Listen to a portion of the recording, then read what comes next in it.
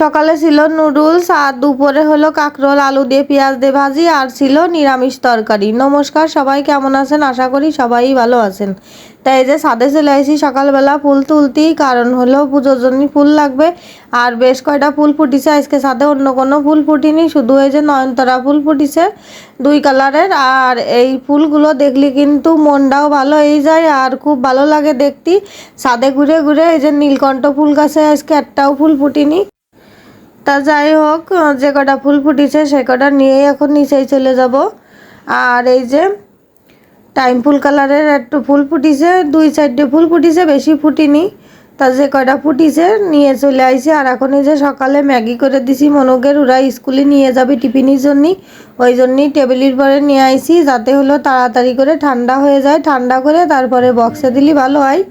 আর সকালে টিফিনে হলো এক দিন এক একটা নিয়ে যায়, আজকে ম্যাগি নেবে তাই ম্যাগি করে দিলাম, শুধু একটা কাঁচা জাল দিছি আর কোনো কিছু না, আলু পেঁয়াজ কিছুই দিইনি, ডিমও দিইনি। কারণ হলো মনুরা খাতে চায় না ওইসব দিলি, শুধু ম্যাগিই খাই, সেই জন্যই ওইটাই করে দিছি।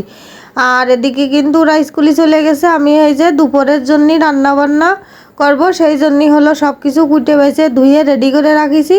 আর এটা হলো কাঁকরোল আলু পেঁয়াজ একসাথে ভাজবো, আর আজকে হলো একটা নিরামিষ সবজি রান্না করব, আর কিছুই রান্না করব না আজকে। দুপুরে শুধু এই দিয়েই খাওয়া দাওয়া হবে। তা এখন এই যে রান্না বান্না করতে যাব। আর সব কিছুই একবারে কুটে নিয়ে ধুয়ে রান্না করলে পরে তাড়াতাড়ি হয়ে যায়, গুছাই গাছাই, আমার কাছে সেটাই মনে হয়। আর এক চুলোই মানে তরকারি চাপাই দিয়ে আর একটা তরকারি কাটতে বসা আমার হয় না, সেই জন্য আমি সব কিছু একসাথে গুছাই নিয়েই রান্না করতে যাই।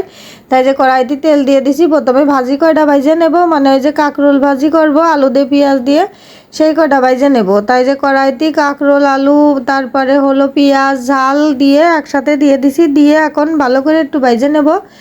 আর হলো এটা মানে ভাজলি আমার কাছে খাতি ভালোই লাগে গরম ভাতের সাথে। আর এর মধ্যে একটু হলুদ লবণ দিয়ে দেব, দিয়ে ভাজবো। আর এদিকে হলো মনুরা কিন্তু তার মধ্যেই চলে আইছে স্কুলিতে, আর ধরেন গেছে তো সকালে।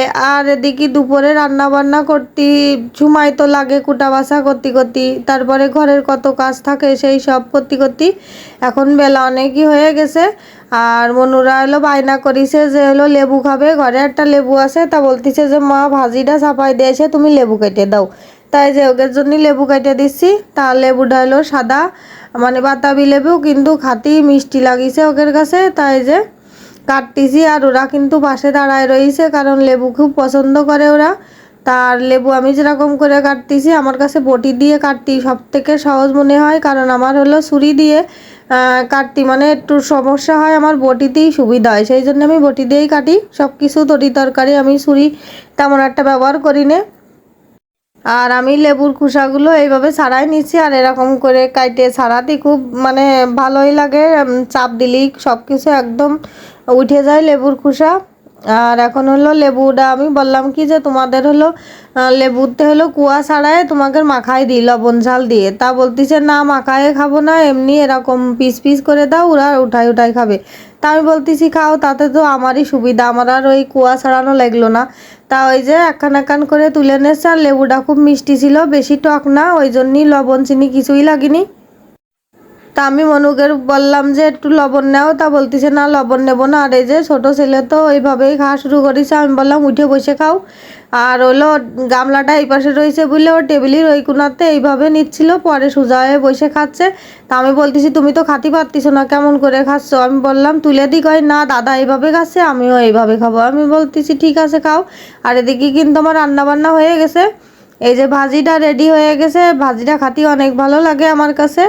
আর এদিকে হলো নিরামিষ তরকারি, আর নিরামিষ তরকারি কিন্তু আমি কাঁচা জাল দিয়ে রান্না করেছি। আর যে কি গরম, মাত্রই নামাই রাখলাম, ওই জন্যই ধুমোয় একেবারে মোবাইলের ক্যামেরাটা বেড়ে যাচ্ছে। তা যাই হোক, এখন ভাত বেড়ে দেবো, সবাই খাওয়া দাওয়া করবে। আমার এই ভিডিওটা যদি আপনাদের কাছে ভালো লেগে থাকে তাহলে কিন্তু অবশ্যই লাইক কমেন্ট শেয়ার করবেন, সাবস্ক্রাইব করবেন। সবাই কিন্তু ভালো থাকবেন, টাটা।